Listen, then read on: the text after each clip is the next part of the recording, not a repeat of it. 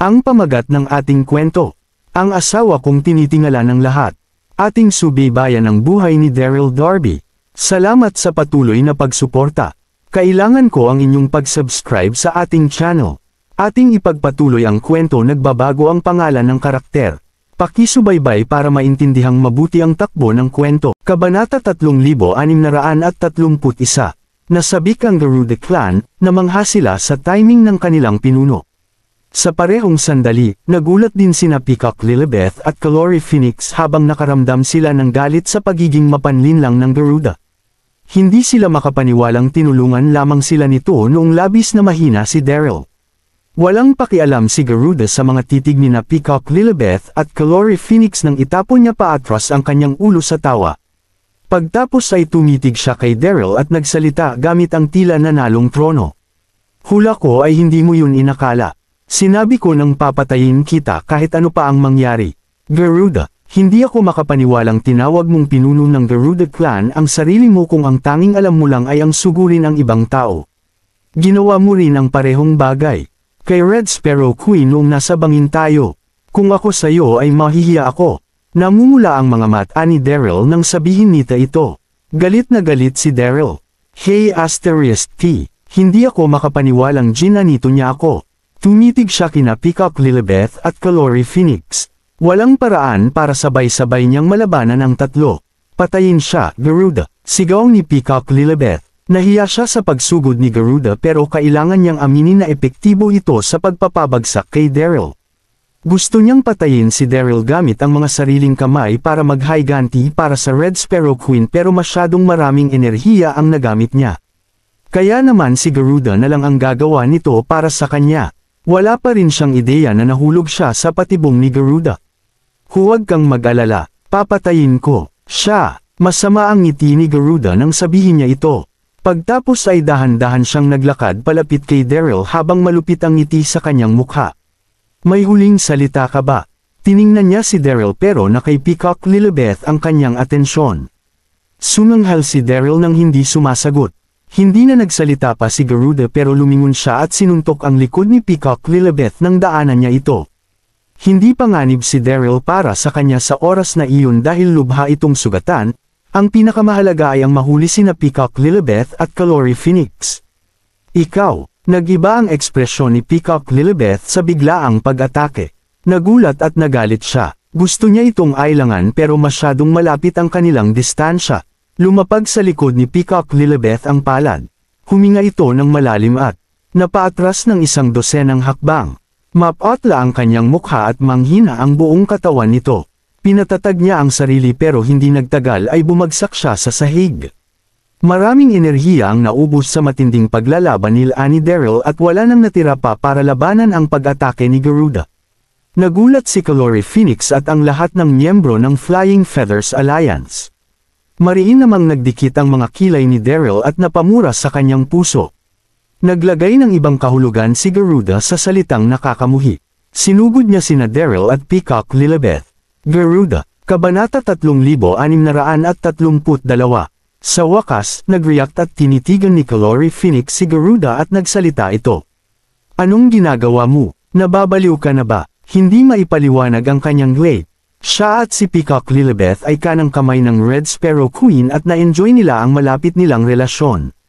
Hindi niya mapigilan ang kanyang galit nang makita niya ang pagsugod ni Garuda kay Peacock Lilibeth. Oo, totoong nabaliw na ako. Mukhang malupit si Garuda at hindi siya nagbigay ng atensyon sa kanyang galit. Paano ko bubuhayin muli ang Flying Feathers Alliance kung hindi kita papasukuan, Peacock Lilibeth? Huwag mo akong sisisihin sa paggawa ng dapat kong gawin. Sobra kang nakakamuhi, Garuda. Sumigaw si Calore Phoenix habang nanginginig. Ibinato niya kay Garuda ang banayad niyang mga kamay, gusto niya itong mahuli gamit ang matatalas na kuko. Hinalo niya ang kanyang lakas sa pag-atakeng iyon, at umikot ang hangin na kanyang nadaanan. Nakakagulat na pangyayari ang makita iyon. Hindi natarante si Garuda. Maaaring natakot ako sa iyo noon, pero ngayon ay sabay kayong babagsak ni Peacock Lilibeth kahit ano pa ang mangyari. Naging malamig ang kanyang mga mata at bumulwak sa kanyang katawan ang napakalakas na enerhiya. Pagtapos ay sumugod siya kay Calore Phoenix ng may tila kidlat na bilis. Nang sumunod na segundo, nagbanggaan ang dalawang anyo sa gitna ng ere. Kaagad na naumaray si Caloric Phoenix at napaatras ng 10-10 metro palayo. Tama si Garuda, wala siyang laban dito sa normal na mga sandali. Isa pa, pinakamalakas na tauhan ng Red Sparrow Queen si Caloric Phoenix, pero nanghina siya sa matinding pakikipaglaban kay Daryl kaya hindi nakapagtatakang wala siyang laban kay Garuda kung saan ay nasa pinakamalakas na pangangatawan. Pero malamig at mayabang ang personalidad ni Caloric Phoenix at hindi nito tatanggap ng pagkatalo. Muli siyang sumugod kay Garuda pagtapos niyang ayusin ang sarili. Hindi mo alam kung kailan dapat sumuko. Malamig na sumunghal si Garuda at sumabog ang lahat ng lakas niya nang muli siyang makipagbanggaan. Nagpabalik-balik sila sa gitna ng ere. Sumipa ang mga alon ng nakakatakot na pagninig ng enerhiya. Tumahimik ang lahat sa kanilang nakita. Kinagat ni Peacock Lilibeth ang kanyang mga labi. Sobrang nag-alala ito kay Caloric Phoenix. Sa isang kisap mata, bumagal si Caloric Phoenix pagtapos ng ilang rounds. Namutla ang banayad at arroganting mukha nito. Dapat ka nang sumuko ngayon. Ngumiti ng malaki si Garuda at bigla siyang bumilis, pagtapos ay hinampas niya ang kanyang palad sa babae. Kasing bilis ng kidlat ang pag-atake at walang paraan para iwasan ito ni Caloric Phoenix. Magagawa lamang niyang kagatin ang kanyang mga labi nang buksan niya ang natitirang enerhiya sa kanyang katawan para makipagbanggaan. Nang sumunod na segundo, nagbanggaan ang dalawang palad at nag-echo sa hangin ang mababang paghuni. Ilang dosenang hakbang na napaatras si Caloric Phoenix at mukha itong takot. Dahil sa kanyang kondisyon ay wala siyang laban kay Garuda kung saan nasa pinakamalakas ang kapangyarihan. Sumikip ang kanyang dibdib. Pinatatag niya ang sarili at gulat at galit na tumingin kay Garuda. Ninas siya dahil ganoon na. Lamang siya matatalo kay Garuda. Malamig na tumawa si Garuda. Mayabang ngiting tiningnan si Caloric Phoenix nang mapang-asar siyang nagsalita. Ngayon, hindi mo na ako kailangan tingnan ng ganyan. Kailangan mo lang tanggapin na wala kang laban sa akin. Pagtapos ay hinayla niya ang kulay gold na lubod mula sa kanyang katawan at naglakad palapit sa babae at ginamit ito para itali sila Caloric Phoenix at Peacock Lilibeth. Gawa sa pinagtagping kulay gold na balahibo ang lubod at may halo itong mga kakaibang metal, sobrang tibay nito. Iyon ang kakaibang golden feather rope ng Garuda Clan. Kabanata 3633. Patagang huminga ng malalim si Daryl nang makita niya ang pangyayari. Lagot silang lahat dahil nahuli na sina Peacock Lilibeth at Caloric Phoenix. Hoy, Garuda, hindi mo ba alam ang mga kapalit ng panloloko mo kay Caloric Phoenix at sa akin? Pakawalan mo na kami ngayon. Sigaw ni Peacock Lilibeth, nang inig ang kanyang katawan at malinaw ang apoy sa kanyang mga mata. Higit na mas mababa ang posisyon ni Garuda kumpara kay Peacock Lilibeth sa Flying Feathers Alliance. Laging maganda ang kanyang pagkilos sa harap ng babae sa tuwing nakikita niya ito. Kaya naman nakakagulat para sa kanya ang pagplano nito laban sa kanya. Tumahimik ka, dumilim ang mukha ni Garuda nang makita niya ang uugali ni Peacock Lilibeth. Naglakad siya ng mabilis at sinampal ang mukha nito. Sumigaw ito at bumakat ang kamay sa maputlang mukha nito. Tama na ang ganiyang pag-uugali. Sa tingin mo ba ay maaari ka pa rin maging bastos sa harap ko ngayong wala na ang reyna? Isa ka ng bilanggo ngayon. Nagkiskas ang ngipi ni Garuda nang sabihin niya ito habang malamig na nakatingin sa babae. Mayroong kasamaan sa ekspresyon nito. Natuwa siya. Isa itong kabayaran sa dinanas kong kalungkutan dahil kay Peacock Lilibeth. Matututo siya rito sa bastos na asal niya sa akin. Sandaling nagulat si Peacock Lilibeth sa sampal na iyon at ilang segundo ang lumipad bago siya bumalik sa wisyo. Sino ka para sampelan ako? Papatayin kita. Human heel ito. Noon pa man ay maliit na ang tingin niya sa lalaki at halos mawasak ito. Muli siyang sinampal ni Garuda. Mukhang hindi ka pa natututo ng leksyon. Binabalaan kita sa huling pagkakataon, bigyang pahinga mo ang ganiyang pag-uugali, naiintindihan mo. Malamig at nakakatakot nitong sambit. Hindi na mapigil pa ni Caloric Phoenix ang kanyang galit. Nababaliw ka na, Garuda. Mga miyembro tayo ng Flying Feathers Alliance. Hindi dapat tayo maglaban. Malakas at malamig nitong sigaw. Hindi pa rin niya naintindihan kung bakit sila kinalaban nito. Oo, noon pa man ay mas mababa na ang posisyon nito kaysa sa kanila pero paano nito magagawang ipahiya si Peacock Lilibeth? Guminto sa gitna ng ere si Garuda, malamig ang titig niya kay Calore Phoenix. Tumahimik ka rin. Magsasalita sana si Calore Phoenix pero inunahan siya ni Daryl. Mabigat itong nagbuntong hininga at tumingin kay Peacock Lilibeth, saka kay Calore Phoenix, bago walang magawang nagsalita. Hindi niyo ba naiintindihan? Hinuli kayo ni Garuda dahil gusto niyang muling ay organisa ang Flying Feathers Alliance at maging Alliance Master. Nakakahiya lang na hindi mo ako pinaniwalaan noong sinabi kong ako ang nagplano laban sa Red Sparrow Queen sa bangin. Nenas at nairita ito, hindi tayo magkakaganito kung naniwala lang sila sa akin. Nakakahiya lang dahil naliko silang lahat ni Garuda. Tinitigan ni na Peacock Lilibeth at Calore Phoenix si Garuda habang puno ng galit at lawak ang kanyang mga mata. Bahagyang tumawa si Garuda bago ito magsalita. Tama ang high asterisk T na iyon. Ako ang sumugod sa Red Sparrow Queen. Lubha siyang nasugatan ng White Tiger King at mahabang oras ang kakailanganin para bumalik ang kanyang lakas. May iligtas lamang ang Flying Feathers Alliance kapag ipinasa niya sa akin ang Power Oddbird Ancestor sa akin, sa halip ay pinili niya itong ipasa sa taong iyon. Dapat siyang mamatay dahil doon. Halos sinigaw niya ang huling pangungusap at napuno ng makamandag na pagkamuhi ang kanyang mga mata. Kabanata 3634. Hindi niya sinabi sa kanila ang totoo dahil nahuli sina Peacock Lilibeth at Calore Phoenix. Nang inig ang dalawang bihag na may halong labis na lungkot at galit. Talagang wala siyang hiya dahil sa immoral niyang ginawa. Sa parehong sandali ay sabay-sabay silang tumingin kay Daryl at may awa at pagsisisi sa mga mata. Isa pa, nagsabi ng totoo si Daryl at sinisi nila ang kanilang mga sarili dahil hindi nila ito pinaniwalaan. Garuda, dapat kang mamatay dahil sa mga nagawa mo. Malungkot na sumigaw si Peacock Lilibeth. Galit siyang tinitigan ni Calore Phoenix, gusto niya itong balatan doon. Malamig na natawa si Garuda at nagsalita. Mga walang utak. Akala niyo na inanay mabubuhay ang reyna kapag pinatay niyo ako. Pagtapos ay naging matalas ang kanyang tono. Panipi. Ang pinakamahalagang bagay ngayon ay ang maging maayos ang grupo ng Flying Feather Alliance at manalo sa digmaan laban sa Tiger King.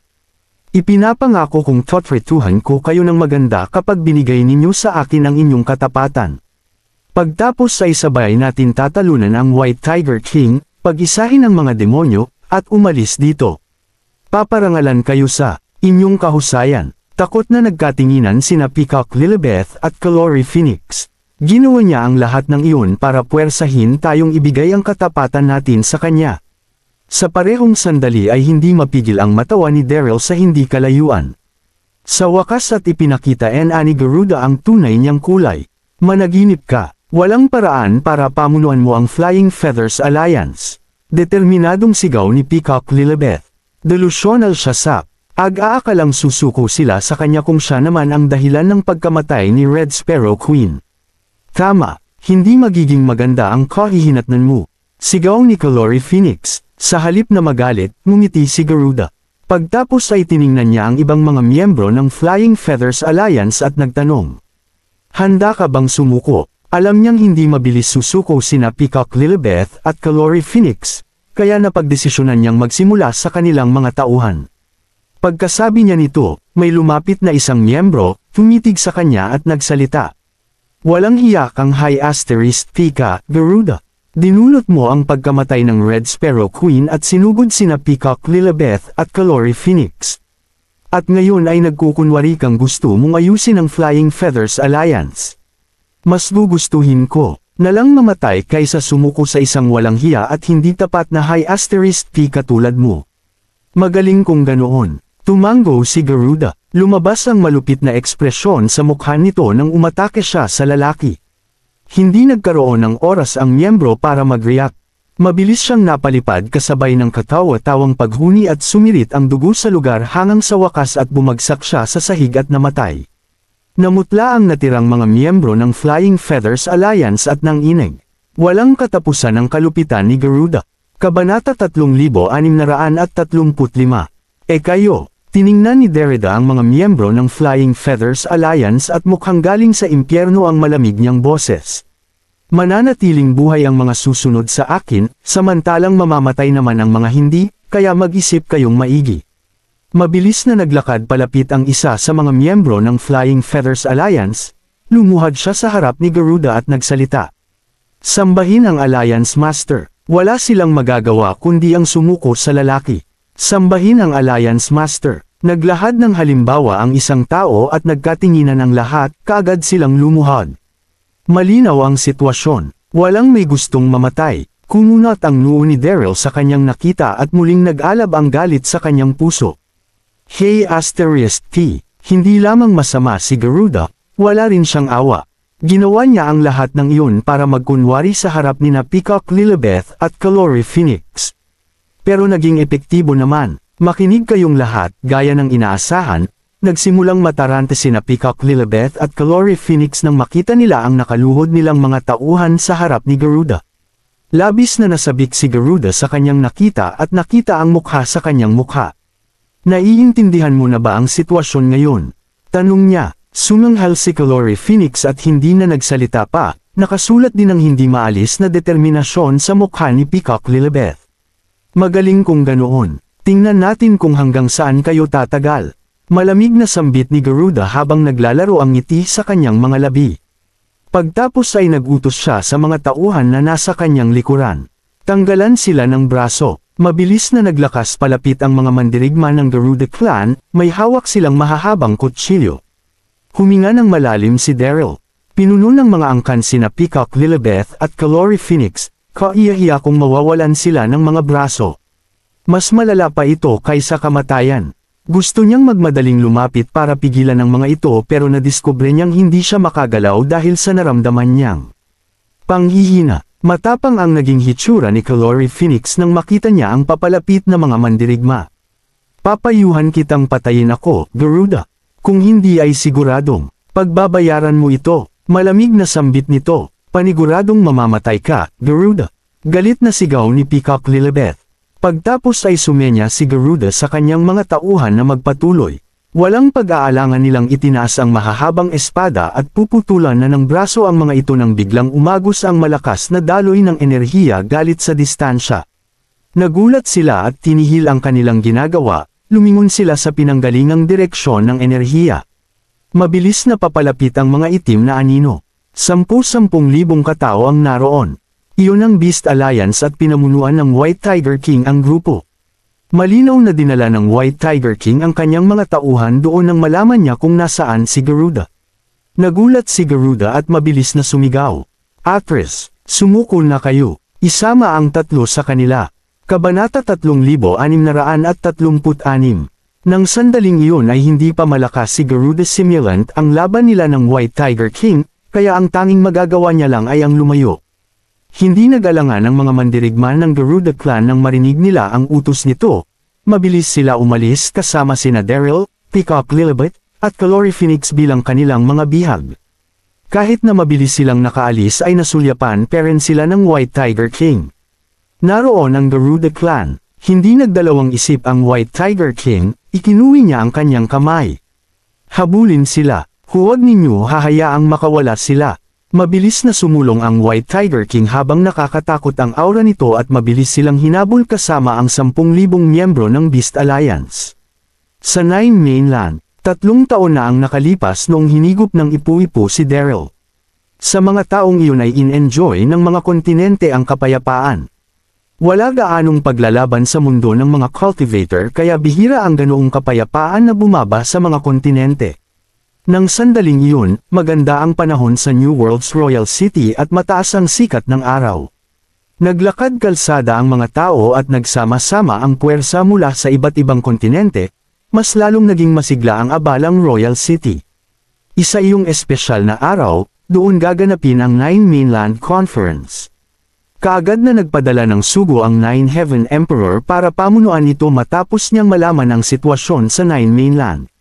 Muling nagdulot ng kaguluhan ang pagdating doon ng sugo. Pagtapos ay nagutos itong imbitahin ang lahat ng puwersa ng Nine Mainland papuntang New World's Royal City para magpartisipa sa pagpupulong.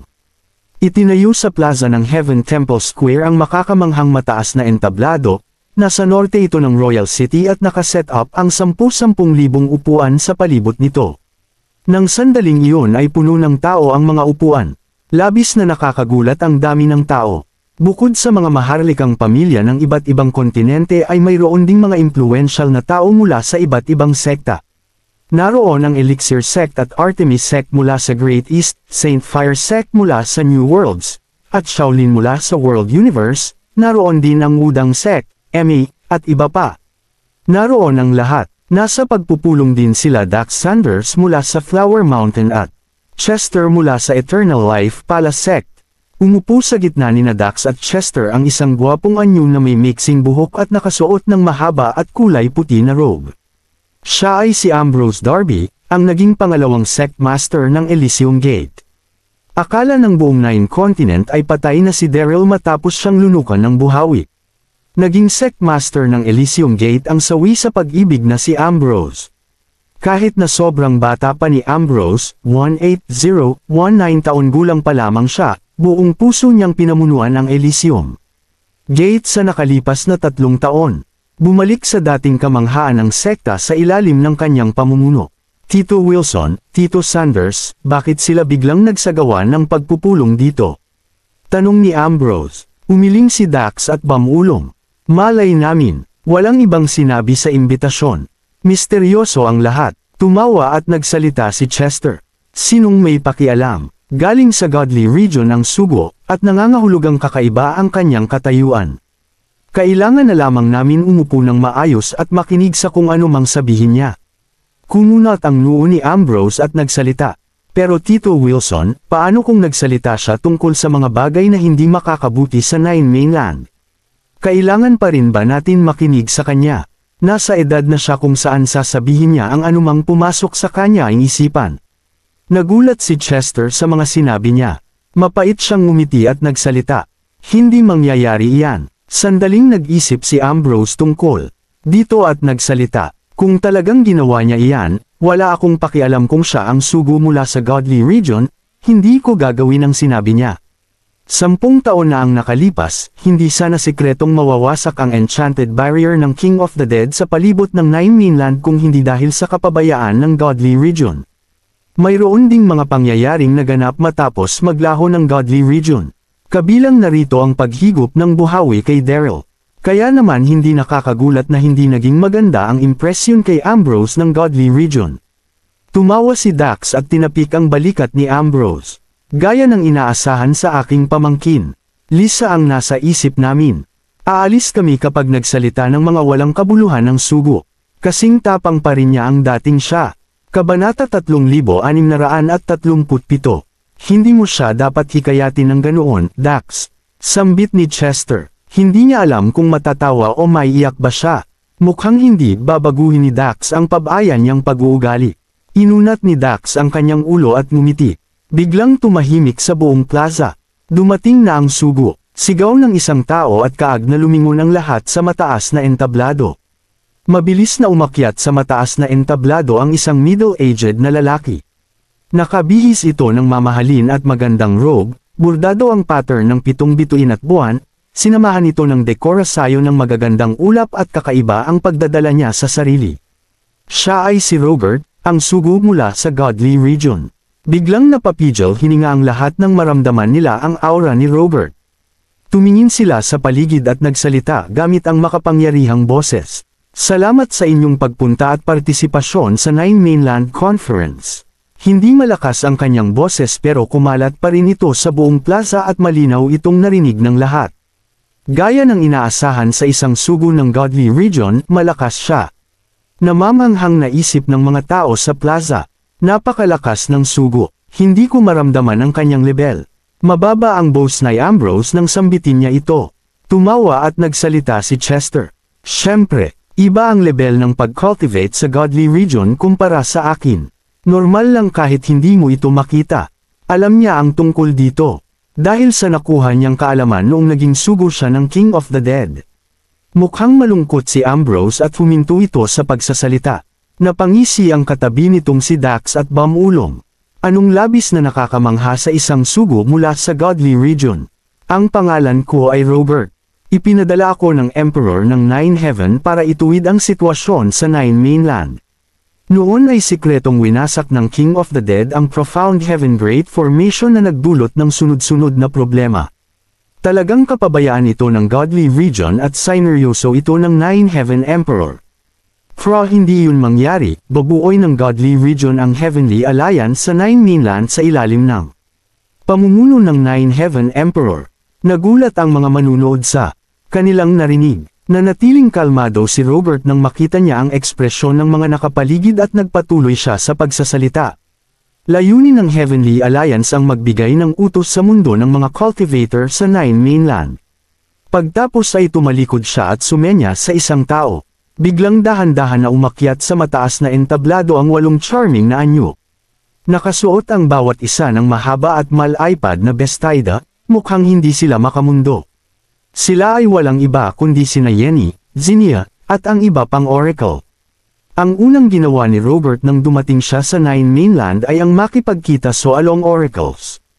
Hindi niya maaayos ang pagpupulong kung walang tulong ng mga ito. Nagkagulo ang mga manunood nang makita nila ang 8 Oracle.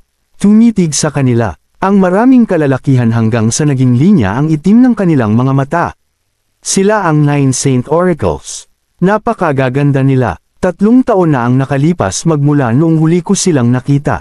Tama, mas lalo silang gumanda. Kabanata 3638. Nagpatuloy ang bumungan sa paligid pero walang pakialam si Robert sa mga ito.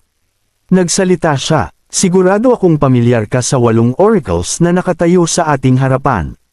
Pinarangalan sila ng posisyong mga hari at trabaho nilang panatilihin ang batas at kaayusan sa Heavenly Alliance. Maaari mo silang hanapin kung gusto mong iparehistro ang iyong sekta sa ilalim ng alyansa. Maaari mong gawin ang anumang naisin mo. Nagdulot ito ng isa pang bulungan. Hindi ito kinakailangan. Well, naging mas nakaka-interes ang mga bagay. Sinong sasali kung ganoon? Labis na mas mabuti ang maging independent na sekta.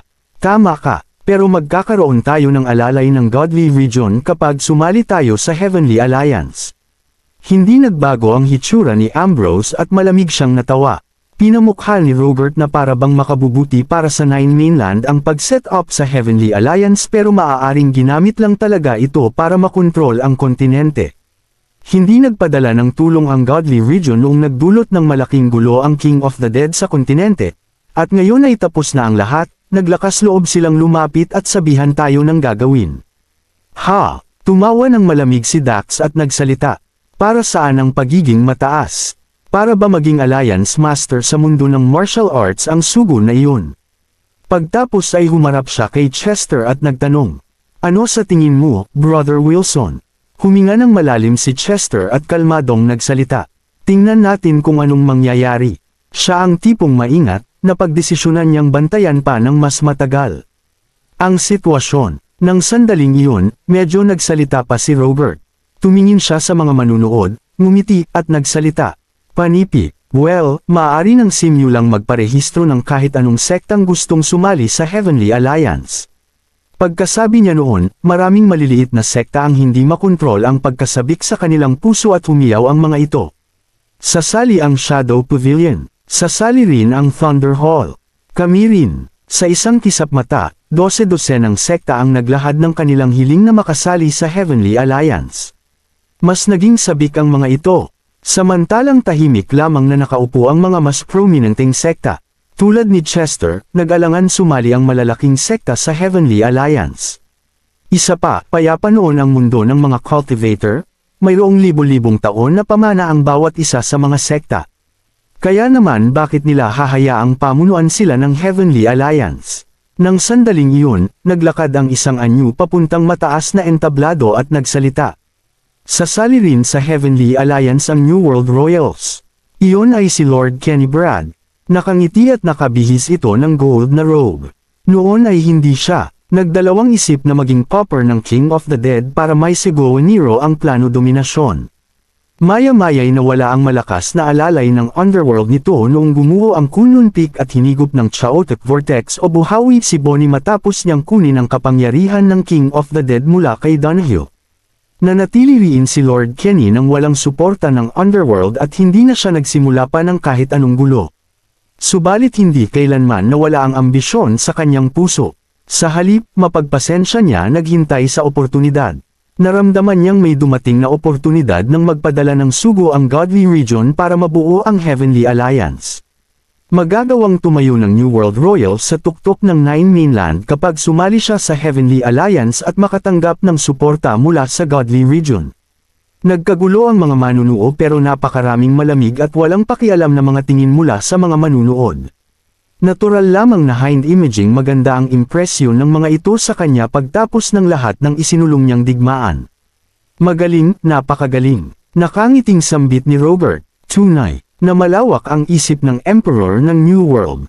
Kabanata 3639. Paano naman ang mga kamahalan? Tanong ni Robert nang tingnan niya ang maharlikang pamilya mula sa ibang kontinente. Pero nanatili silang tahimik. Makalipas ang ilang sandali, tumayo ang isang kaaya-ayang anyo at banayad na nagsalita. Salamat sa mabuting imbitasyon pero namumuhay at nagtatrabaho ng mapayapa at kontento ang mga mamamayan ng South Cloud, kaya patawarin ninyo kami sa hindi pagsali sa alyansa. Pagmamay-ari ng walang ibang kundi si Quincy Long ang boses na iyon. Nanigas ang mukha ni Robert sa kanyang narinig. Nahiya at nagalit siya. Anong lakas ng loob ng Empress ng South Cloud World para maliitin ang Heavenly Alliance? Malapit nang magtapos ang pagtitipon, iyong kamahalan, kaya aalis na tayo ngayon. Column, sambit ni Quincy sa sugo. Ikinuwi niya ang kanyang kamay at umalis kasama ang iba pang miyembro ng Maharlika. Di nagtagal at lumisa na ang Westrington family at North Mona Continent Royal, sinundan ito ng iba pang mga prominenteng sekta. Ngumiti si Chester. Umalis na rin tayo. Pagtapos ay yumalsi siya kasama sina Dax at Ambrose. Tanging ilang maliliit na sekta lang ang natira sa buong plaza ng Heaven Temple kaya mukhang maladesyerto. Ang buong lugar, dumilim ang ekspresyon ni Robert. Naisip niyang makakatanggap ng suporta mula sa buong Nine Continents ang pagtatayo ng Heavenly Alliance sa pangalan ng Nine Heaven Emperor. Hindi niya inakalang hindi mahihiya ang mga maharlikang pamilya at mga prominenteng sekta. Anong lakas ng loob ng South Cloud Royal Family, Westrington Royal Family, at ng iba pang sekta para maging mababa ang tingin sa Heavenly Alliance. Kung papaya ang iyong kamahalan, handa akong ipadala ang aking hukbo para wasakin sila. Pahayag ni Lord Kenny kay Robert. Base sa malupit na tingin sa kanyang mga mata, totoo ang bawat salitang sinabi niya. Umiling si Robert at nagsalita. Panipi. Salamat sa inyong alok pero mas makakabuti kung hindi na magsimula ng hindi pagkakaintindihan. Kailangan nating makaisip ng ibang paraan para sumali sila ng kusa sa Heavenly Alliance. Magaling kung ganoon. Nakangiting sambit ni Lord Kenny pero kailangan niyang aminin na medyo nabigo siya sa kanyang narinig. Samantala, hindi bumalik kaagad sa Gaia Continent sina Chester, Dax, at Ambrose. Bumisita sila sa Moonlight Lake, isang sikat na atraksyon sa labas ng New World Royal City. Naglungsad ng paligsahan sa martial arts ang Emperor ng New World para makapili ng mapapangasawa si Yvette at nagdulot ito ng sensasyon sa buong Nine Continents. Noong panahong iyon, ginamit ni Daryl ang pangalang Luca Moonlight para itago ang kanyang pagkatao, at magmula. Noon, naitali na ang pangalan sa naturang lawa. Tanghali na noong marating ng tatlo ang lugar. Maliwanag ang araw at madami ng mga turista roon, naging buhay ang lugar. Pero walang laman ang 100 metrong lawak nito sa magandang baybayin. Naging bantay ang 12-dosenang miyembro ng Elysium Gate sa palibot ng baybayin na para bang papasok sila sa digmaan anumang oras. Bukod sa baybaying tubig, inaasar ng ibang charming na anyo ang isang chubby na maliit na batang lalaki. Ang mga ito ay walang iba kundi sina Yvette, Yvonne, Irene, at ang nanay ng maliit na bata, si Shannon. Tama, anak ni na Shannon at Daryl ang maliit na batang iyon. 3 taon na ang nakalipas ng sapilitang isinuko ni Shannon ang kanyang posisyon bilang Empress ng South Cloud World nang mapagtanto niyang buntis siya. Matapos niyang pagdaanan ng maraming pagsubok, nahanap niya ang kanyang huling kanlungan sa pamilya Carter. Noong ipanganak ang bata, pinangalanan niya itong Goddard Darby bilang pag-alala kay Daryl. Naisip niyang tila isang makapangyarihan sa lahat na parang iyang Diyos ang pag-iral ni Daryl. Matalino si Goddard, cute, at maayos ang pagkilos. Napa-inlove niya ng sobra si Shannon at nahuli rin niya ang puso ni na Yvette at Yvonne. Naroon sila para mag-relax habang nagpartisipo sa pagpupulong sa Nine Mainland ang mga lalaki. Goddad, Kabanata 3640. Nang sandaling iyon, niyakap ni Yvette si Goddad at tiningnan ang tanawin sa kanilang harapan. Hindi ba't napakaganda rito? Nakangiting tanong niya. Oo, tumango at nagsalita ito gamit ang batang boses. Pero mas maganda sina Mommy, at Tita Yvette at Tita Yvonne. Masayang tumawa ang mga ito sa sinabi ng bata. Oh, smooth ka magsalita maliit na bata. Sambit ni Yvette nang himasin niya ang ulo nito. Marunong ka talagang manghuli ng puso ng babae, ha? Para kang tatay mo. Nakaramdam ng kabog sa dibdib si Yvette at lumutang sa kanyang isipan ang imahe ni Daryl. Kung nandito ka lang, Daryl. Sa parehong sandali, mukhang malungkot din sina Shannon, Yvonne, at ang iba pa. Walang hanggang sakit ito para sa kanila. Nilamon ng chaotic vortex ang dating Ansa Kunlun-Pik na si Daryl. Nang sandaling iyon ay naging malungkot ang kaninang masayang paligid. Pagtapos ay nagalkad sina Dax, Chester, at Ambrose habang tumatawa. Hello, Goddad, nandito ang tito mo. Sambit ni Dax nang buhatin niya ang lalaki. Takot ako sa mataas, Tito Dax. Sigaw ni Goddad nang hablutin niya ng mahigpit ang leeg ni Dax gamit ang matataba at maliit niyang mga kamay. Tumawa ang lahat sa kanilang nakita. Tapos na ba ang pagtitipon, Brother Wilson, Dax? Tanong ni Yvette. Hindi sila nakadalaw dahil bawal ang mga kasamang babae. Curious na tinignan nina Shannon, Yvonne at iba pa si Chester, naghintay silang sagutin ito. Ngumiti si Chester at detalyadong sinabi sa kanila ang lahat.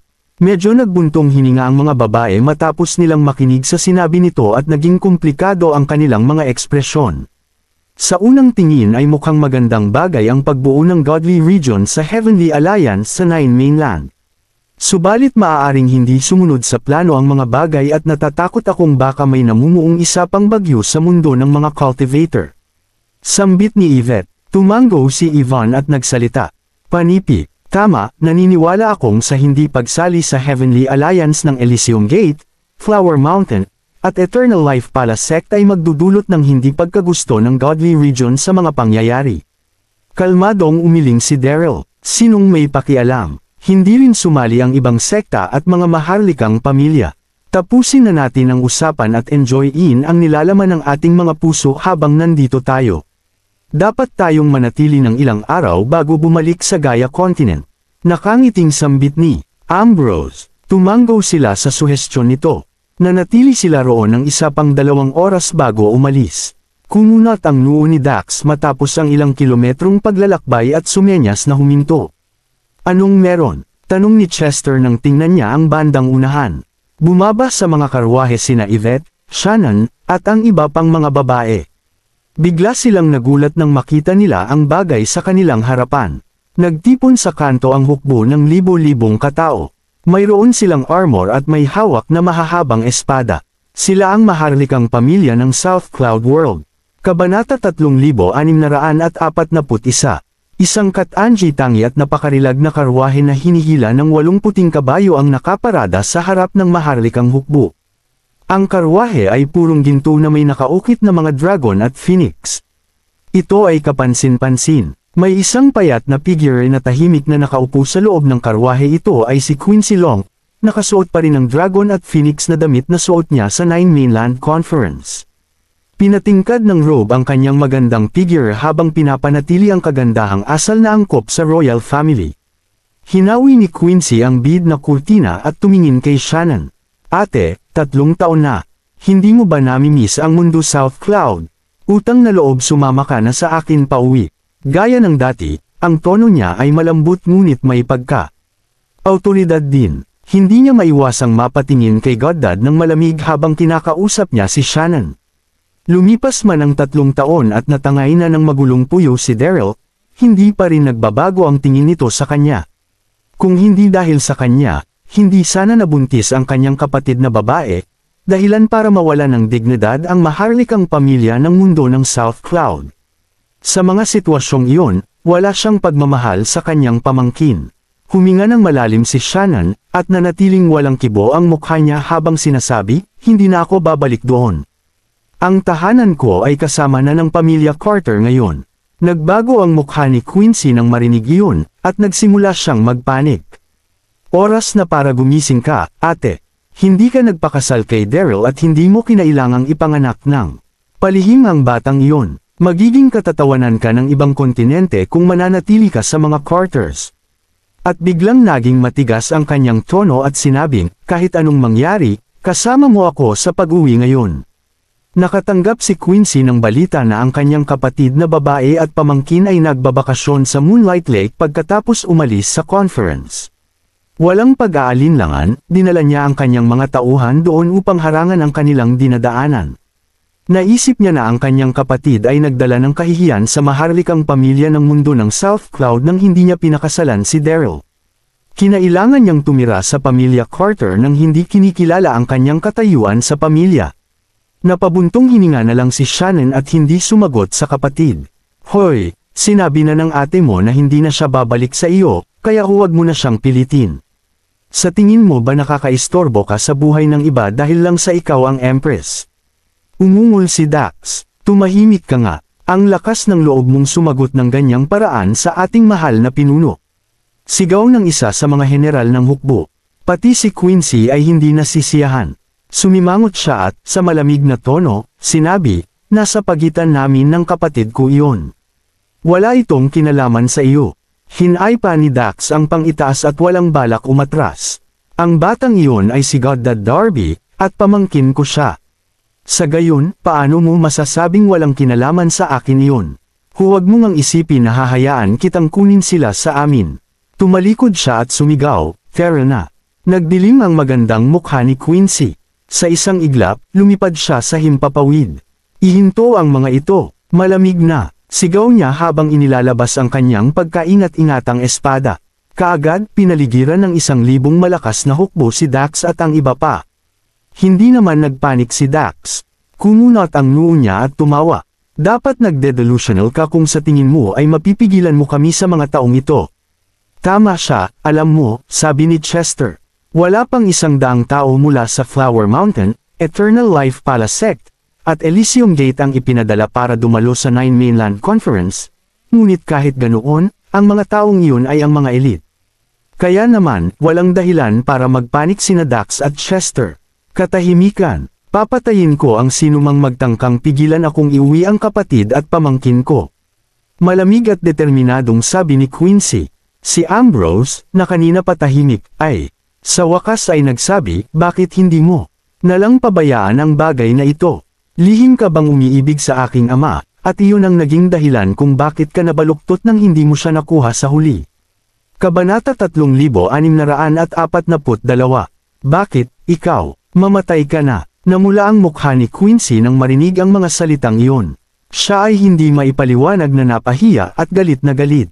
Walang pag-aalinlangan, ibinaba niya ang kanyang espada kay Ambrose, at ang talam ay napunit sa hangin na may napakalakas na puwersa.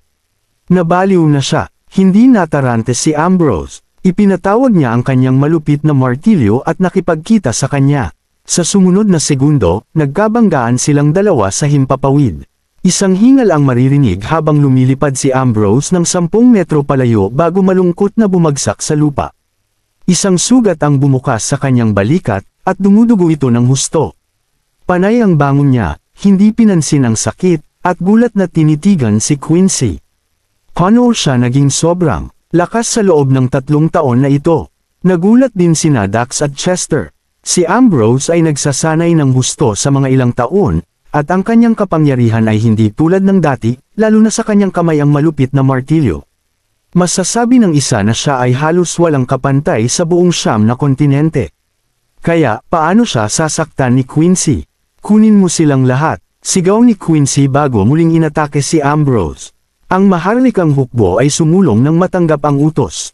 Papasok ang kaaway. Galit na sigaw ni Chester habang sumusugod sa kanila.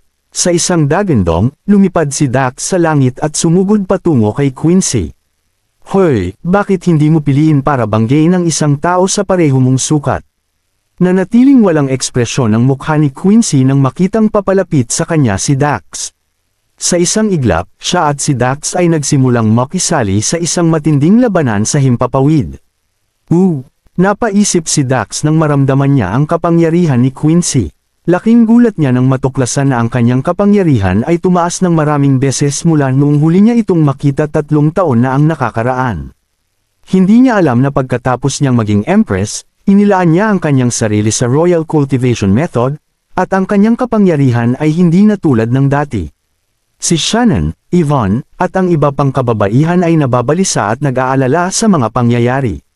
Sa isang kisap mata, dumaan na sina Dax at Quinch ng mahigit 100 round. Ang bawat kuha ni Quickie ay mas malakas kaysa sa mga nauna, ngunit madaling na-neutralize ni Dax ang mga ito gamit ang kanyang mapanirang langit na martilyo. Sa laban, hindi nakalimutan ni Dax na kutsain si Quincy, kaya ganoon din ang aking pamangkin, hindi ba? Nagkaroon ka ba ng gusto kay Daryl? Nagseselos ka ba sa kapatid mo dahil sa panganganak niya sa anak niya? Hindi naman pala masama ang tingin mo sa sarili mo. Bakit ka pa maging Empress kung pwede ka nang magpakasal, isang lalaki? At isa pa, sinong lalaki ang gugustuhin sa'yo kapag lagi kang malayo? Nakangiting sabi ni Dax. Ang mapanirang langit na martilyo sa kanyang kamay ay walang tigil sa pagharang sa atake ni Quincy. Naging baliw si Quincy sa bawat salita ni Dax. Ang kanyang magandang mukha ay naging yelo, at sa nagngangalit na mga ngipin, sinabi niya, Dax Sanders, ngayon ang araw na mamatay ka.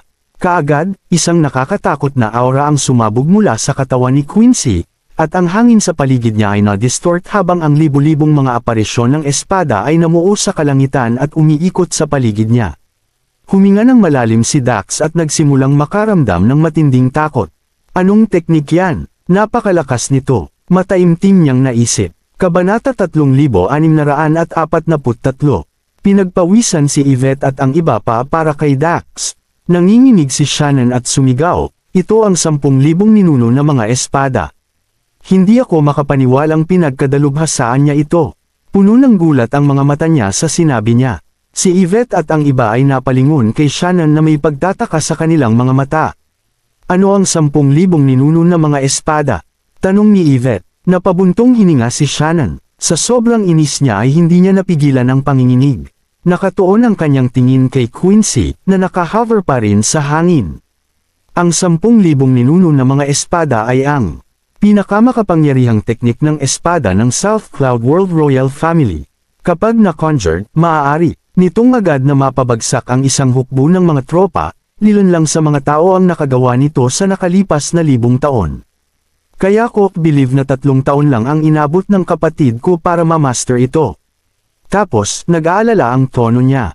Natatakot ako na si Dax, kahit na sa kanyang mapanirang langit na martilyo, ay hindi makayanan ang 10,000 ninuno na mga espada, isa. Sa sandaling sinabi niya iyon, ang 10,000 aparisyon ng mga espada ay napunit sa lupa at langit habang sila ay sumusugod kay Dax sa napakabilis na bilis. Sa loob ng 1 segundo, ang lahat ng mga daanan ng pagtakas ni Dax ay natatak na. Mariin na ikinuyong ni Dax ang kanyang mga kamao at nakaramdam ng hindi mapigil na pagkabigla at galit. Nakakabaliw ang babaeng iyon. Mabilis niyang na-activate ang kanyang panloob na enerhiya at inikot ang kanyang skybreaking hammer upang lumikha ng isang hindi nakikitang hadlang. 2. Sa sandaling ginawa niya iyon, ang ilan sa mga aparisyon ng espada ay bumangga sa hindi nakikitang hadlang. Ang invisible barrier ay nabasag sa 1,000,000 piraso sa isang malakas na pagsabog, na naging sanhi ng maputlang mukha na si Dax na suray-suray ng ilang hakbang paatros. Ang natitirang mga pagtatanghal ng espada na nagtatakip sa langit ay pinaulanan siya ng lakas ng kulog at kidlat bago pa man niya napigilan ang sarili. Mag-ingat ka, Dax. Hindi. Napapadyak si Yvette sa gulat. Kung nandito lang si Jewel, naisip niya. Siya ang pinuno ng nakababatang kapatid. Nang angka ng Divine Dragon at napakalakas. Siya ang nagpal-ayos sa hukbo ni Quincy nang ipadala niya ang mga ito upang ibalik si Shannon mula sa pamilya Carter ng pilit. Pero, mapagnais na kaisipan lamang iyon, dahil hermit mode si Jewel. Walang paraan na maipakita niya at mailigtas sila. Nagliwanag ang namumutla ng mukha ni Dax nang marinig ang hiyawan ng mga babae. Kaagad na napuno ng kawalan ng pag-asa ang kanyang puso. Ganito na ba ako mamamatay? Hindi ko ito tatanggapin. Namumula siya sa galit. Akala niya ay madali niyang kakayanin si Quincy basta dala niya ang kanyang skybreaking hammer. Hindi sumagi sa isip niya na ang husay at kakilakilabot ni Quincy sa espada. Mamatay, Dax Sanders. Malamig na sabi ni Quincy habang ang 10,000 sword apparitions ay sumusugod sa kanya. Ang kahihiyang idinulot niya sa kanya ay hindi maalis kahit na mamatay siya ng 100 ulit. Quincy, maawa ka. Iligtas mo ang buhay ni Dax. Sigaw ni Shannon. Paano niya hahayaang mamatay ng ganoon ang sinumpaang kapatid ni Daryl? Gayunpaman, nagpanggap si Quincy na hindi siya narinig. Sa halip, itinaas niya ang kanyang payat na kamay, at ang espadang nakakumot sa langit ay lalong bumilis. Kabanata 3644. Dax, sigaw ni Chester. Gusto niyang sumugod sa kanya ngunit pinigilan siya ng hukbong nasa harapan niya. Ngumiti si Dax at sinabing, Kuya Wilson, maging magkapatid ulit tayo sa susunod nating buhay. Tapos pumikit siya. Wala siyang paraan para ma-neutralize ang 10,000 mga espada ng ninuno, kaya maaari rin niyang tanggapin ang kanyang kapalaran. Biglang umagos ang isang nakakatakot na aura mula sa kung saan sa di kalayuan ng malapit nang tumusok ang mga espada sa katawan ni Dax. Pagkatapos, isang magandang figure ang lumipad pababa at lumitaw sa kanyang harapan. Ang figure ay nakasuot ng isang mapusyaw na asul na mahabang damit na nagmukhang kakaiba sa kanya. Siya ay nagtataglay ng katanji tanging, misla na mga tampok, at ang kanyang kakaibang vibe ay nagpaganda sa kanya kaysa sa sinuman sa mundo. Si Yuri iyon. Itinaas ni Yuri ang kanyang payat na kamay at mabilis na naglagay ng hindi nakikitang harang. Ang mga aparisyon ng espada ay nawala ng walang bakas sa sandaling bumangga sila sa hindi nakikitang hadlang. Ang kanyang hitsura ay nagulat sa lahat, at higit sa 10,000 pares ng mga mata ang nakatitig sa kanya sa isang iglap. Marami sa mga lalaki doon ang nabigla sa kanyang kagandahan habang ang kanilang mga pupil ay pumikit sa isang tuwid na linya. Bukod sa kanyang kagandahan, namangha rin sila sa kanyang kapangyarihan. Paano niya na-neutralize ang pinakamakapangyarihang teknik na espada sa buong South Cloud World nang walang kahirap-hirap? Si Quincy, na lumulutang pa rin sa himpapawid, ay namula ng beat, at ang kanyang mukha ay nabaluktot ng husto. Nakahinga ng maluwag si Dax at pinunasan ang malamig na pawis sa kanyang noo. Malapit na iyon. May halong gulat ang kanyang pagkaluwag habang nakatingin kay Yuri. Hindi ba, hindi ba? Laking gulat niya kaya medyo nawalan siya ng sasabihin. Siyempre, nakilala niya siya. Siya ang diwata mula sa Illusion Virtual World na natangay sa magulong puyo ng tubig kasama si Daryl. Inakala ng lahat na patay na sila, kaya natural lang na mabigla siya nang makita siyang ligtas at maayos pagkatapos ng 3 taon. Kasabay nito, si Yvette, Yvonne, at ang iba ay nakatitig din sa kanya ng blanko at walang imek. Tulad ni Dax, natulala rin sila. Di ba dapat patay na siya? Anong ginagawa niya dito? Nanatiling kalmado si Yuri sa gulat na tingin ng lahat. Tumingin siya kay Quincy at sinabing, kapag sinabi na at tapos na ang lahat, matandang magkakilala na kayo ni Daryl, kaya bakit mo patuloy na ginugulo ang kanyang pamilya? Ang kanyang boses ay kasing banayad ng simoy ng hangin. Matapos ay activate ni Daryl ang teleportasyon na gateway sa Godly Region, matagumpay na nakapag-teleport si Yuri sa siyam na kontinente. Gayunpaman, nakarating siya sa matandang kagubatan sa Great East. 3 araw at 3 gabi na niyang hinintay si Daryl doon, at nang hindi ito nagpakita, alam niyang may problema ito. Nagsimula siyang magpanik, ngunit dahil walang paraan upang makabalik sa rehiyon ng Diyos, wala siyang pagpipilian kundi bumalik sa pamilya Carter. Kinailangan siya ng 10 araw bago lumabas sa lumang kagubatan. Dahil hindi siya pamilyar sa lugar. Pagkatapos, nakatanggap siya ng impormasyon na ang makadiyos na rehiyon ay nagpadala ng isang sugo sa New World upang mag-host ng 9 Mainland Conference. Alam niyang naruroon ang pamilya Carter, kaya napagpasyahan niyang doon na lang sila magkita. Gayunpaman, sa oras na narating niya ang New World Royal City, natapos na ang komperensya. Muli, wala siyang pagpipilian kundi ang magtanong kung nasaan ang pamilya Carter. Nakarating lang siya doon nang makita niya ang grupo ni Dax na napapaligiran ni Quincy at ng kanyang hukbo. Sinugod niya ang mga ito nang walang pag-aalinlangan. Mamatay ka na, wala kang kwenta. Galit na sigaw ni Quincy. Pagkatapos, sinugod niya si Yuri gamit ang kanyang espada na nakatutok sa kanya. Alam ni Quincy na si Yuri ay isang diwata na ipinanganak mula sa himpapawid ng langit at lupa, kaya hindi niya dapat maliitin ang kanyang pambihirang kapangyarihan. Sa normal na kalagayan, hindi siya kumilos ng padalos-dalos sa kanyang kalaban, ngunit nabulag siya ng galit matapos iligtas ng ibang babae si Dax. Bahagyang itinaas ni Yuri ang kanyang kilay at saka itinaas ang kanyang kamay para salubungin ang pag-atake ni Quincy ng direkta. Magaan ngunit mabilis ang kanyang paggalaw habang ang kanang kamay ay nakalapat sa dulo ng espada ni Quincy. Kaagad, naramdaman ni Quincy ang malakas na enerhiya na damaloy sa kanyang katawan, at pinalipad siya ng 12-dosenang hakbang paatros. Pakiramdam niya ay nagulo ang aura sa kanyang elixir field. Malakas siya. Ang kanyang kapangyarihan ay nadagdagan sa 3 taon na siya ay nawala. Kahit na ang aking 10,000 tibak ng ninuno ay hindi makakapantay sa kanya. Natuwa si Dax nang makita ang nangyari. Nakahinga siya ng maluwag habang iniisip, isakto siyang dumating. Makakapagpahinga na ako saglit ngayong nandito na siya. Sumuko ka na, Quincy. Wala kang kapareha sa akin. Mahinang sabi ni Yuri habang sinusukat siya. Napakagatlabi si Quincy sa galit. Ang lakas ng loob ng engkantadang iyon bumaba ang tingin sa Empress ng mundo ng South Cloud. Hindi ko kukunin ang paghiga niyan.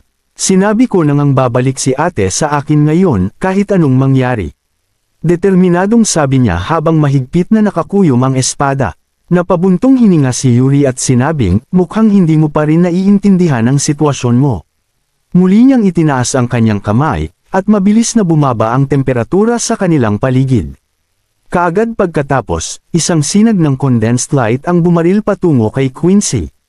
Nanlamig ang napakagandang mukha ni Quincy nang maramdaman niya ang nakapangangilabot na kapangyarihang nakapaloob sa liwanag. Hinino lang ba siya nagtitimpi? Halos makarating sa kanya ang liwanag, at walang pag-aalinlangan, mabilis niya itong hinaranggan gamit ang kanyang mahalagang espada. Ang espada ay nabasag sa 1,000,000 piraso sa sandaling ang liwanag ay bumagsak dito. Napabuntong hininga si Quincy, at ang kanyang katawan ay pinalipad pabalik sa 100 metro ang layo. Bago lumapag sa lupa, ginugol niya ang malaking bahagi ng kanyang lakas sa pakikipaglaban kay Dax at wala nang natitira upang labanan si Yuri. Si Yuri ay isang diwata, kung tutuusin. Siya ay nagkaroon ng 1,000 taon ng karanasan sa paglilinang sa likod niya bago siya umalis sa Illusion Virtual World kasama si Daryl. Walang paraan na mapantayan ni Quincy ang kanyang kapangyarihan. Kamahalan, sigaw ng maharlikang tropa habang sumusugod sila sa kanya. Napakagatlabi si Quincy na halos damyugaw ito habang nakalok ang tingin niya kay Yuri. Nakaramdam siya ng gulat at pagkadismaya. Kung hindi dumating si Yuri, pauwi na sana siya kasama ang kanyang kapatid. Fair na, utos ni Quincy. Gaano man siya kadismaya, walang paraan na manalo siya sa laban kay Yuri dahil ang panloob na enerhiya sa kanyang elixir field ay nagulo. Masyadong makapangyarihan si Yuri. Malubha siyang masasaktan kung patuloy niyang lalabanan siya. Sa ilalim ng proteksyon ng kanyang hukbo, mabilis na inilikas ni Quincy ang lugar. Nakahinga ng maluwag si Dax at ang iba pa niyang grupo. Tapos, napalingon silang lahat kay Yuri. Hindi maitago ni Chester ang pananabik at pagkalito na nararamdaman niya habang tinanong niya si Yuri, binibining Yuri, ano ang nangyayari? Hindi ka ba nadala sa magulong puyo ng tubig kasama si Daryl 3 taon na ang nakalipas? Paano ka nakabalik? At nasaan si Daryl? Kasama mo ba siya? Ang kanyang mga mata ay puno ng pagmamadali habang nagtatanong siya ng mga string ng mga tanong. Kabanata 3646. Sabay na idiniin ni Yvette at Yvonne ang kanilang mga tingin kay Yuri, inaabangan ang kanyang sagot. Daryl, siya. Sa ilalim ng tingin ng lahat, kinagat ni Yuri ang kanyang labi at dahan-dahang sinabing, mabuti naman siya, ngunit, nang mateleport kami pabalik mula sa rehiyon ng Diyos, may nangyaring mali. Sa sumunod na kalahating oras, ipinaliwanag ni Yuri kung ano ang naranasan nila ni Daryl habang wala sila. Tuwang-tuwa ang lahat ng malaman na hindi patay si Daryl. Naiiyak sa tuwa si Chester at tuwang-tuwang sinabi, alam ko. Alam kong hindi madaling mamatay si Daryl. Si Yvette at Yvonne, na nasa tabi, ay labis ding nasasabik. Lumuhas sila sa tuwa. Napabalikwas si Dax at tumawa ng malakas sa langit. Pagkatapos, sinabi niya kay Chester, ginawa tayo ni Daryl na malungkot at nanlungo sa nakalipas na 3 taon. Pagbalik niya, dapat natin siyang painumin ng 3,000 baso ng alak. Habang nagsasalita ay biglang may naisip si Dax at napalingon kay Yuri. Nga pala, sabi mo magkasama kayo ni Daryl sa Godly Region, pero bakit mag-isa ka lang dito? Nasaan siya? Ma'am. Yuri nodded, parang nag-aalala ang maselang mukha niya. Sa tingin ko, nasangkot siya sa gulo sa Godly Region. Nagpalitan ng tingin sina Chester at Dax, naging solemn na ang kanilang mga ekspresyon. Kung tama si Yuri, baka magkaproblema sila. Fair na, tumingin si Chester sa paligid at sinabing, huwag tayong magpanik. Bumalik tayo at mag-isip ng solusyon. Pagkatapos, inutos niya, siya nga pala, kailangan nating ilihim ang balita tungkol sa pagiging buhay ni Daryl. Huwag mong ipagkalat, si Daryl ay isang sikat na figure sa mundo ng mga cultivator ng 9 na kontinente. Sa sandaling naglakbay ang balita na buhay si Daryl, niyayanigan nito ang mundo ng mga magsasaka. Higit sa lahat, maraming kaaway si Daryl sa 9 na kontinente. Kaya naman, bago bumalik si Daryl, kailangang ilihim ang balitang iyon. Tumango ang lahat bilang pagsang-ayon. Sa kabilang panig, sa lupain kung saan banihag ang mga demonyo. Pinangunahan ng White Tiger King ang mga miyembro ng Beast Alliance upang ituloy ang angkan ng Garuda. Maaaring lumipad ang Garuda Clan, kaya nabigo ang White Tiger King na makahabol sa Garuda Clan. Isang grupo ng mga walang kwentang tao. Ang White Tiger King ay nakatayo sa isang burol, mukha siyang malungkot habang sumisigaw, ang daming basura. Napakarami ninyo, ngunit ang angkan ng Garuda ay nakatakas. 10,000 miyembro ng Beast Alliance ang nakatayo na nakayuko ang kanilang mga ulo, nanginginig at pinipigilan ang kanilang hininga sa kaba.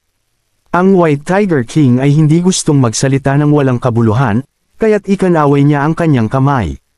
Magsagawa ng masusing paghahanap. Anuman ang mangyari, dapat nating alamin kung saan nagtatago si Garuda. Oo, 10,000 miyembro ng Beast Alliance ang sabay-sabay na tumugon at pagkatapos ay hinanap ang lugar. Sa kabila, mabilis na pinamunuan ni Garuda ang kanyang mga nasasakupan, sina Daryl, Peacock Lillibut, at Calori Phoenix, sa isang masukal na kagubatan.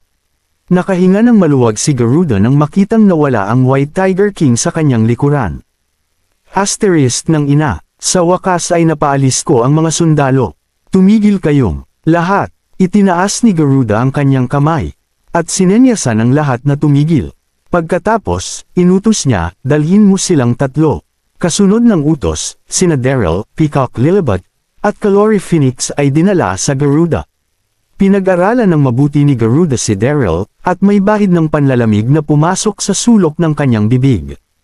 Agad na iniling ni Garuda ang kanyang ulo at sinabi sa kanyang mga nasasakupan, pumunta at maghanda ng ilang panggatong at mga kaldero. Alam ni Garuda na imposibleng isuko ni Daryl ang Power of Bird Ancestor at ipinasa ito sa kanya. Ang pinakamahusay na paraan ay itapon si Daryl sa kaldero at itimpla ang Power of Bird Ancestor sa isang tableta. Kabanata 3647. Oo, ilang miyembro ng Garuda Clan ang tumugon at nagmadaling umalis upang ihanda ang mga gamit ng marinig ang utos. Pagkaraan ng ilang sandali, naglagay ng fire pit sa open space sa labas. Isang malaking kaldero ang inilagay sa ibabaw nito. Namula ang kaldero dahil sa patuloy na pag-aapoy. Pagkatapos, dinala nila si Daryl sa kaldero. Tumama sa mukha ni Daryl ang nakakapasong temperatura mula sa apoy, nabigla siya at galit na galit. Pagkatapos, tumingin siya kay Garuda at sinabing, Garuda, huwag kang lalagpas sa linya. Walang awa si Garuda. Para makuha ang Power of Bird Ancestor, gusto niya akong gawing tableta. Kasabay nito, natakot sina Peacock Lillibut at Calori Phoenix, nakatabi ni Daryl. Sa tingin mo ba ay lumalagpas ako sa linya? Bumaba ang mukha ni Garuda, at malamig niyang sinabi kay Daryl, magtatagumpay na sana ako sa ilalim ng kalaliman, ngunit nakaharang ka. Dapat ay akin ang kapangyarihan ng ninuno ng ibon. Ano bang masama kung bawiin ko ito sa iyo? Binawi ni Garuda ang huling pangungusap. Matapos niyang maramdaman ang pagkahumaling ni Garuda sa kapangyarihan, huminga ng malalim si Daryl at sinabing, Garuda, dapat mong pag-isipan ito ng mabuti. Kung gagawin mo akong tableta, hindi ka na makakaalis sa lugar na ito. Ako lang ang makakalagpas sa Encantada. hadlang, at nabasag ko na ang mga pormasyong itinayo sa kanluran. Napakunot ang noo ni Garuda, kumislap ang mga mata niya, tapos ngumisi. Tumigil ka na sa pagtatangka sa akin. Pagkatapos kong makuha ang kapangyarihan ng ninuno ng ibon at talunin ang Haring White Tiger, ako ang magiging opisyal na pinuno dito. Sa oras na iyon, ang buong angkan ng demonyo ay nasa ilalim ng aking pamumuno. Magkakaisa tayo at tiyak na hahanap ng paraan para makaalis dito. Tao ka lang, hindi namin kailangan ng tulong mo. Garuda wagayway kanyang kamay dismissively. Mabilis na naglakad ang ilan sa mga compound niya at niyakap ng mahigpit si Daryl. Itatapon na sana nila siya sa kaldero. Garuda, tumigil ka. Tumigil ka. Si Peacock Lilibet at Kalori Phoenix ay sumigaw. Hindi nila naintindihan si Daryl, at labis nilang pinagsisihan ito. Paano nila mapapanood ang Garuda na gawing Pildores si Daryl? Gayunpaman, hindi pinansin ni Garuda ang kanilang mga pakiusap. Boom! Nang malapit nang ihagi si Daryl sa kaldero, nagkaroon ng sunod-sunod na panginginig, at kaagad pagkatapos, nakalas si Kalori Phoenix mula sa gintong balahibo na lubad. Ang gininto ang lubod na balahibo ay napakatigas, at sinubukan ni Kalori Phoenix ang kanyang makakaya na maputol ito, dahilan upang ang kanyang magagandang braso ay tumulo ng dugo mula sa mga sugat. Bago makapag-react si Garuda at ang kanyang mga tao, si Kalori Phoenix ay lumipad paitaas at nag-transform sa kanyang Phoenix form. Pagkatapos, yamakap siya kay Daryl. Natigilan si Daryl sa nakita nito. Ang anyo ng ibon ng Kalori Phoenix ay 10-10 metro ang haba, at ang katawan nito ay natatakpan ng mga makukulay na balahibo na lumilitaw na nakasisilaw sa ilalim ng sikat ng araw. Ito ay simpleng napakarilag, gayunpaman, siya ay pagod, kaya siya ay nagpakita ng mahina kahit na siya ay matulin. Hinawakan ni Kalori Phoenix si Daryl, ikinumpas ang kanyang mga pakpak, at mabilis na lumipad sa malayo sa isang kisap mata. Ginawa ni Kalori Phoenix kaya, sinubukan niya ang Red Sparrow Queen. Kaya naman binigyan siya ng reyna ng Power of Bird Ancestor. Ang karapatan ni Daryl sa kapangyarihan nito ay ganap na makatwiran, kaya hindi dapat pahintulutan si Garuda na agawin ang kapangyarihan mula kay Daryl. Napagpasyahan din ni Kalori Phoenix na ilayo si Daryl ng ligtas, kahit na kailangan niyang maubos ang huling bahagi ng kanyang lakas. Ang lahat ng iyon ay mabilis na nangyari kaya hindi makapag-react si Garuda at ang kanyang mga tauhan. Makalipas ang 2 segundo, nakabawi si Garuda sa kanyang pagkagulat at galit na galit. Sinigawan niya ang mga tao sa paligid niya, anong ginagawa ninyong mga nakatulala? Habulin niyo sila, galit na galit si Garuda. Hindi niya inaasahan na ipagsapalaran ni Kalori Phoenix na saktan ang sarili para makawala sa gininto ang lubod na balahibo. Inilayo pa niya si Daryl sa harap ng napakaraming subordinate nito.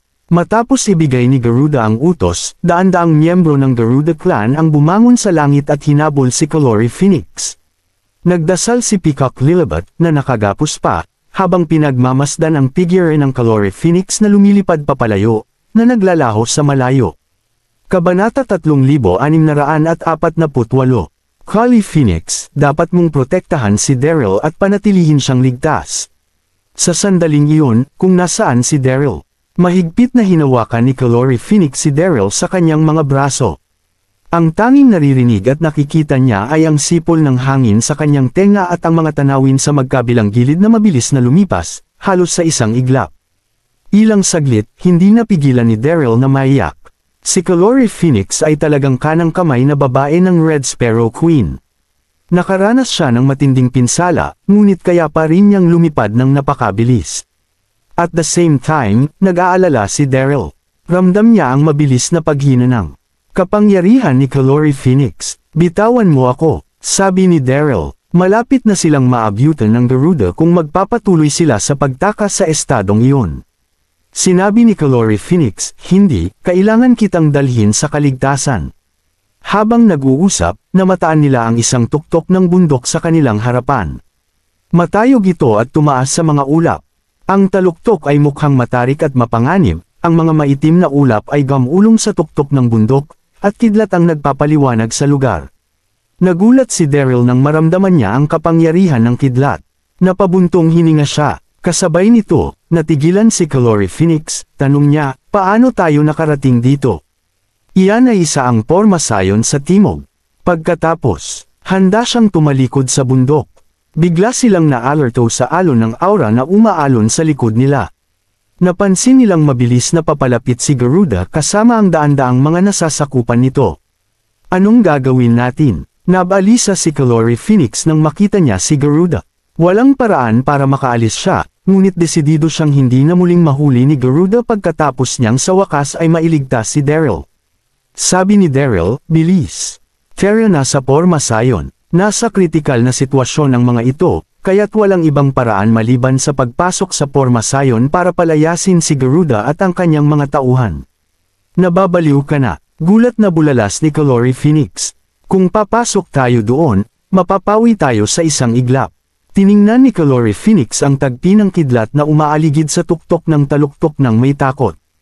Huminga ng malalim si Daryl at seryosong sinabi, "Huwag kang magpanik, makinig ka lang sa akin."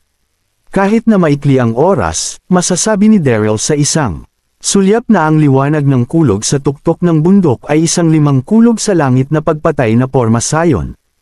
Tulad ng Heaven Annihilation na Porma Sion, ang limang kulog sa langit na pagpatay na Porma Sion ay isa ring pinakamataas na antas na Porma Sion na may napakalaking kapangyarihan.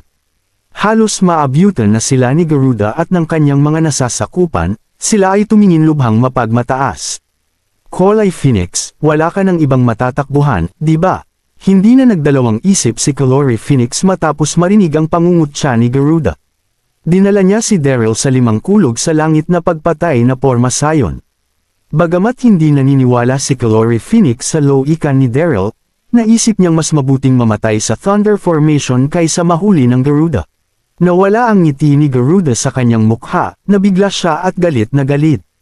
Mas gugustuhin pang mamatay ni Calore Phoenix kaysa mahuli ko. Kasabay nito, hindi napigil ang mapabulalas ng mga tauhan ni Garuda. Pupunta sila para sa pagbuo ng kulog. Napakatigas ng ulo ni Calore Phoenix. Mas gugustuhin pa niyang matamaan ng kulog kaysa mahulog sa ating mga kamay. Siya, hinaan mo yung boses mo. Sa gitna ng limang kulog sa langit na pagpatay na Porma Sion. Sa sandaling dumating si Calore Phoenix sa Porma Sion kasama si Daryl, nagsimulang bambahin sila ng ilang mapurol na kidlat. Ipinikit ni Calore Phoenix ang kanyang mga mata sa kawalan ng pag-asa nang makita ang paparating na kulog, akala niya siya ay mapapahamak. Kabanata 3649. Huwag kang magpanik. Tinawag ni Daryl si Calore Phoenix. Lumabas ng 2 hakbang pabalik at pagkatapos ay gumawa ng 5 hakbang sa kaliwa. Matigas ang tono ni Daryl, pero medyo kinakabahan siya sa loob. Napakakaunting impormasyon tungkol sa 5 kulog sa langit na pagpatay na Porma Sion sa Baichi na Porma Sion. Sa madaling salita, ito ang unang pagkakataon na nakakita si Daryl ng 5 kulog sa langit na pagpatay na Porma Sion, at hindi pa niya ito nabasag. Gayunpaman, wala siyang pagpipilian kundi subukan ang kanyang makakaya sa ganoong kritikal na sitwasyon. Baka tamaan siya ng kulog at kidlat na iyon kung hindi niya susubukan. Agad kumilos si Calore Phoenix matapos makinig sa utos ni Daryl. Nag-ipon siya ng lakas para umatras kaagad ng 2 hakbang at gumawa ng 5 hakbang pakaliwa. Boom! Pagkaraan ng ilang hakbang, nakakita sila ng ilang kulog at kidlat na dumapo sa kanilang orihinal na lugar. Natuwa at nabigla si Calore Phoenix. Daryl, nakaalis tayo dyan. Isang mahinang ngiti din ang ginawa ni Daryl. Sabay lihim na nakahinga ng maluwag. Dumiretso si Daryl sa 5 kulog sa langit na pagpatay na Porma Sion nang hindi ito pinag-aralan. Ginamit lamang niya ang kanyang kaalaman at instinct upang gabayan siya, ngunit hindi niya inaasahan na maiiwasan nila ang pagsalakay mula sa kulog at kidlat. Naging matagumpay ang unang hakbang, kaya agad na nakaramdam ng tiwala si Daryl. Mabilis siyang tumingin sa paligid at sinabing, 2 hakbang pa sa kaliwa, at pagkatapos ay pasulong. Kahit na mukhang nakakatakot ang 5 kulog sa langit na pagpatay na Porma Sion, alam ni Daryl na ang sentro ng Porma Sion ay nanatiling ligtas na lugar. Ligtas sila basta nakarating sila sa gitna. Matapos marinig ang tagubilin ni Daryl, agad na kumilos si Calore Phoenix, kinakabahan siya at nasasabik. Akala niya mamamatay siya, hindi niya inaasahan na mabibiyak si Daryl sa Porma Sion. Lumipas ang oras sa bawat minuto. Sa kalaunan, ang Calore Phoenix at Daryl sa wakas ay dumaan sa pinakamapanganib na lugar ng pagbuo at Nakarating sa gitna nito, huminga ng malalim sina Calore Phoenix at Daryl matapos mapansin ang kanilang paligid, namangha sila. Ang gitna ng pormasayon ay kalahati lamang ng sukat ng basketball court at ito ay isang guwang na lugar. Mayroong 12 malalaking halijing bakal sa paligid ng lugar. Ang mga kislap ng ilaw ay nakipag-ugnay sa nakakatakot na nakuryenteng mga grid sa pagitan ng mga halijing bakal at iba pang mga lugar na ilang daang metro ang layo. Ang Calore Phoenix ay nanatili sa lugar na bigla siya. Ang ganitong nakakatakot na pagbubuo ng kulog ay lampas lamang sa imahinasyon. Ngunit sa kabutihang palad, kasama niya si Daryl. Kung hindi, sila ay pinatay. Huminga ng malalim si Daryl, gumaan ang pakiramdam niya. True enough, tama siya, ang sentro ng pormasayon ay ang pinakaligtas na lugar. Daryl, sa wakas, nag-react si Calore Phoenix at tuwang-tuwa siyang tumingin kay Daryl. Nagawa natin. Habang nagsasalita ay nakatingin siya kay Daryl na may kakaibang kinang sa mga mata. Si Calore Phoenix ay isang mayabang na tao.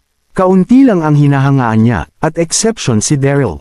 Tumango si Daryl, at pagkatapos ay sinabi niya, kung gayon, magsisimula na akong magtanim ngayon para maibalik ang aking lakas. Dapat magpahinga ka na rin. Malubhang nasugatan si Daryl nang tambangan siya ni Garuda kanina. Magkakrus ang mga binti ni Daryl at pumikit para simulan ang pagpapanumbalik ng kapangyarihan ng kanyang diwatang kaluluwa. Tumango si Calore Phoenix. Pagkatapos, nag-transform siya sa kanyang anyo ng tao, umupo sa tabi ni Daryl, at nagsimulang pagalingin ang kanyang mga sugat. Makalipas ang ilang oras, sa wakas ay iminulat ni Daryl ang kanyang mga mata. Napuno ng purong enerhiya ang kanyang katawan. Huminga ng malalim si Daryl, hindi maipaliwanag ang pananabik. Sa hindi inaasahang pagkakataon, pagkatapos matanggap ang Power of Bird Ancestor, ang bilis ng kanyang paggaling ay mas mabilis kaysa dati. Bukod doon, naabsorb din niya ang kapangyarihan ng kidlat mula sa kanyang paligid sa panahon ng kanyang paggaling. Kabanata 3650. Sa ilalim ng mga pangyayari, nabawi ni Daryl ang kanyang lakas at naging mas malakas kaysa dati. Dahil sa pagkasabik, dahan-dahang tumayo si Daryl at tumingin sa paligid sa 5 kulog sa langit na pagpatay na pormasayon na nasa harapan niya. Sinimulan niyang basagin ang pormasayon ng dahan-dahan. Sa kabila, sa gilid ng burol ilang kilometro ang layo mula sa 5 kulog sa langit na pagpatay na pormasayon, si Garuda at ang kanyang mga tauhan ay nagtayo ng mga kampo upang panuurin ang sitwasyon sa 5 kulog sa langit na pagpatay na pormasayon. Alam ni Garuda na kahit na mapatay si Daryl sa pormasayon, hindi mawawala ang Power of Bird Ancestor sa kanya. Ang kailangan lang niyang gawin ay maghintay ng tahimik sa tabi ng pormasayon. Gayunpaman, nanlungo si Garuda nang lumipas ang ilang oras mula noong pumasok sina Calore Phoenix at Daryl sa Thunder Formation, ngunit wala talagang gumagalaw. Iyong kamahalan. Biglang lumapit ang isa sa mga nasasakupan niya at nagsabi, bakit ang tagal nilang hindi gumagalaw? Baka nawala ang Power of Bird Ancestor at Calore Phoenix dahil sa bombardment mula sa kulog at kidlat. Imposible. Umiling si Garuda. Ang kapangyarihan ng ninuno ng ibon ay hindi pangkaraniwan, paanong madaling sirain ito ng kidlat? Sigurado si Garuda na sina Calore Phoenix at Daryl ay tiyak na napatay sa kulog na pormasayon. Hinala niya na ang Power of Bird Ancestor ay tiyak na nakatakas sa katawan ni Daryl at lumulutang pa rin sa kulog. Ang kidlat sa loob ng pormasayon ay napakakapal na maaaring bumuo ng isang masikip na network na nagpahirap sa Power of Bird Ancestor na maalis dito. Boom! Biglang narinig ang malakas na panginginig ng boses sa malapit matapos ang kommentong iyon ni Garuda. Napakalakas ng tunog na parang kulog. Nag-iba ang ekspresyon ng mukha ni Garuda, at mabilis niyang sinilip ang kulog sa hindi kalayuan. Kasabay nito, sinundan ng tingin niya ang ilang libong subordinate at tumingin sa parehong direksyon. Napabuntong hininga si Garuda at ang kanyang mga kasamahan nang makita ang eksena. Sa isang kalapit na taluktok ng bundok, ang nakakatakot na 5 kulog sa langit na pagpatay na pormasayon ay bumagsak at naging isang tumpok ng mga guho. Ang network ng kulog at kidlat ay nawala, napalitan ng bugok ng alikabok at usok. Ang dalawang figure ay tahimik na nasuspine sa itaas ng gulo ng alikabok at usok sa kalagitnaan ng hangin. Ang isa sa kanila ay gwapo at matangkad, at ang isa naman ay payat at kaakit-akit. Ito ay sina Daryl at Kalori Phoenix. Ang mga mata ni Daryl ay kumikinang, at sa paligid ng kanyang katawan ay umaalon na mga alon ng panloob na enerhiya. Siya ay tila napakalakas, kasabay nito ganap na gumaling si Kalori Phoenix. Ang kanyang magandang mukha ay mukhang nagliliwanag at kaakit-akit. Laking gulat at inis ni Garuda nang makita ang pangyayari. Naisip niyang papatayin ng Thunder Formation sina Daryl at Kalori Phoenix. Hindi niya inaasahan na sa halip ay dadaan sila sa 5 kulog sa langit na pagpatay na porma sayon. Sino ang maniniwala kung hindi nila ito nakita ng kanilang mga mata? Lalong nabigla ang mga nasasakupan ni Garuda. Si Peacock Lilibet, na napahawak sa pwesto, ay nakaramdam ng labis na pananabik. Nakagat niya ang labi habang tinitignan ang 2 figure sa hangin. Nangingilid ang luha sa kanyang mga mata habang nanginginig sa tuwa. Magaling sila. Garuda. Binigyan ni Daryl si Garuda ng malamig na matapang na titig. Ang boses nito ay naglalakbay sa pagitan nila. Hayaan mo na si Peacock Lilibet. Gusto ni Daryl na dumiretso patungo sa Peacock Lilibet, ngunit nagpigil siya matapos mapansin ang mga bantay sa paligid niya. Sinimanggutan siya ni Garuda, ang kanyang mga mata ay mukhang nakakainis. Napakaswerte mo na hindi ka pinatay ng makulog na porma sayon. Kahit na nakuha mo pa ni Kalori Phoenix ang lakas mo, hindi mo ako matatakasan. To be continued. Maraming salamat po, mga kamaster. Paki-subscribe, and hit the notification bell para sa susunod nating kabanata.